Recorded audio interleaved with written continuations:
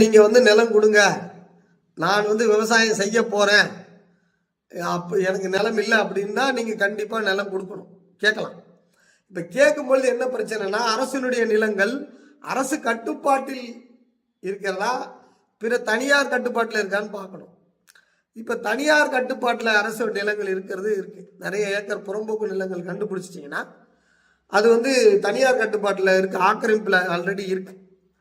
அப்படின்ற பட்சத்தில் நீங்கள் போய் மாவட்ட ஆட்சியரை அணுகி இது போல் நான் மனு செய்தாங்கன்னா எனக்கு இந்த கிராமத்தில் இந்தந்த சர்வே நம்பர்கள் புறம்போக்கு இருக்குது என்பதை நீங்கள் வந்து தகவல் பெறும் உரிமை சட்டம் மூலமாக அச்சடிக்கப்பட்ட ஆப்பதிவேடு ஏரிஜிஸ்டரை எடுத்து அதை குறிப்பிட்டு இதெல்லாம் இங்கே புறம்போக்கு இருக்கிறது, இதில் எனக்கு ஒரு 50 சென்ட் எனக்கு கொடுங்க, 1 ஏக்கர் எனக்கு கொடுங்க, குறைந்த அளவு கொடுங்க, நான் வந்து விவசாயம் செய்து நான் பிழைச்சிக்கிறேன் அப்படின்னு சொல்லணும் அந்த தனி நபர்.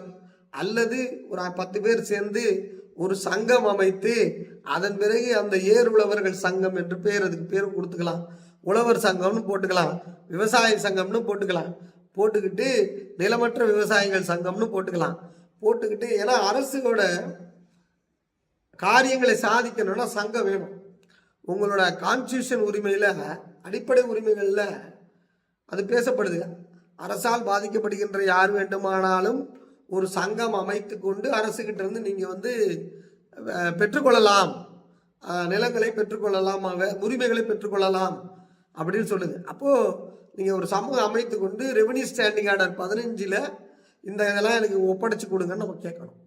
இப்போ அது ஆக்சுவலாக 15 என்ன ப்ரொசீஜர் இருக்குன்னா, இடத்த அடையாளம் காணுதல், அப்புறம் அதற்கு தகுதி வாய்ந்தவர்களே அடையாளம் காணுதல், இடத்தை அடையாளம் காணுதல், தகுதி வாய்ந்தவர்களே அடையாளம் காணுதல், அதன் பிறகு சர்வேரை வைத்து நிலத்தை வரைபடத்தில் பிரித்தல், அடுத்து பூமியில் பிரித்தல், அதன் பிறகு 15 கீழே வந்து ரெவன்யூ ஸ்டாண்டிங் ஆர்டர் படி ஒப்படையை கொடுத்தல்.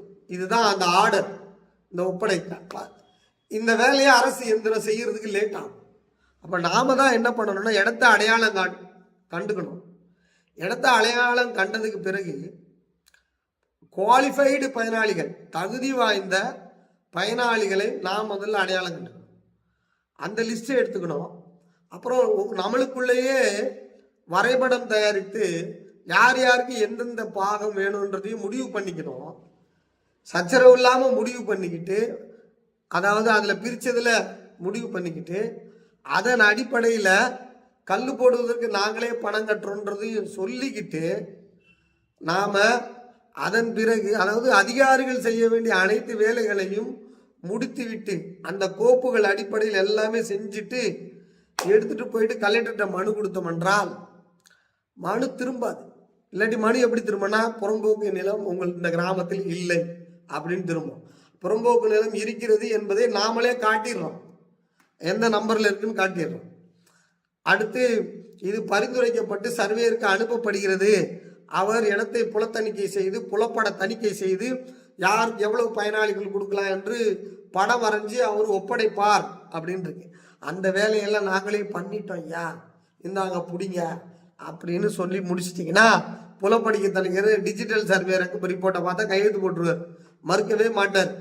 அப்போ அவர் ஓகேன்றுவார். அப்போ நிற்காது. அதற்கு பிறகு ஒப்படை கொடுக்கணும், ஒப்படை கொடுக்காம போகக்கூடாது.